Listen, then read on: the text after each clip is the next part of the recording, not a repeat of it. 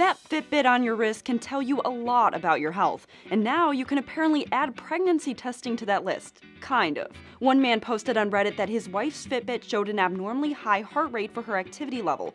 Another user responded asking if the man's wife was stressed, and then guessed she could be pregnant, which was apparently true. The original poster updated his question to say he expects to be a dad in October. The post made headlines around the world, and Fitbit told Mashable this was the first pregnancy reveal they've heard from a customer. For Newsy, I'm Melissa Prax.